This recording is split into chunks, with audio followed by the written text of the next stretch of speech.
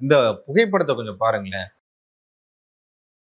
இந்த கரூர்ல மக்கள் பாதிக்கப்பட்டாங்கல்ல, கொடூர சம்பவம் நடந்துச்சுல்ல, இதை விசாரிக்க மத்திய பாஜக அரசாங்கம் ஒரு குழுவை அமைச்சுது. 8 எம்பிக்கள் கொண்ட குழு அது.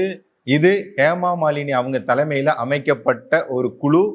இந்த குழு தமிழகத்திற்கு வந்தது, சம்பவ இடத்தை போய் பார்வையிட்டது, அப்போது பாதிக்கப்பட்ட நபர்களிடம் பேசியது. அவங்க பேசுறாங்க, அந்த தகவலை டிரான்ஸ்லேட் பண்ணி சொல்றாங்க. இதுல அண்ணாமலை அவர் சொல்றாரு, பாட்டிலுக்கு 10 ரூபாய், பாட்டிலுக்கு 10 ரூபாய் அப்படின்னு சொன்ன உடனே இடதுபுறம் இருந்தும் வலதுபுறம் இருந்தும் செருப்பு அவரை நோக்கி பாய தொடங்கியது அப்படின்னு சொல்றாரு. அத செந்தில் பாலாஜி நினைச்சிருப்பாரு. அவங்க கேட்டாங்களா, ஏன்பா என்னை தூக்கி வச்சு அடின்னு அடிக்கிறீங்க அப்படின்ற மாதிரி அவர் நினைச்சிருக்கலாம்.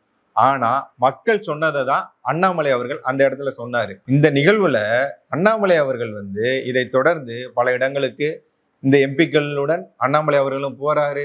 பாஜக தலைவர் நயனா நாகேந்திரன் உட்பட எல்லாரும் போறாங்க, மக்களை சந்திக்கிறாங்க, பாதிக்கப்பட்ட நபர்கள்ட்ட கேட்கிறாங்க, பல தகவல் அவங்களுக்கு கிடைக்குது. அதுல ஒரு பெண்மணி சொல்றாங்க, என்னோட கணவர் இறந்துட்டாரு, இனிமே நான் எப்படி வாழ்றதுன்னே தெரியல அப்படின்னு சொல்லும் போது, அவர் அரசு வேலை கேட்கும் போது இவர் அண்ணாமலை அவர்கள் அந்த குழுவும் சொல்றாங்க, நாங்க கண்டிப்பா மத்திய அரசிடம் பேசி உங்களுக்கு ஒரு வேலை வாங்கி தர முயற்சி செய்வோம், கண்டிப்பா வாங்கி தருவோம் அப்படின்னு சொல்லி இருக்கிறாங்க.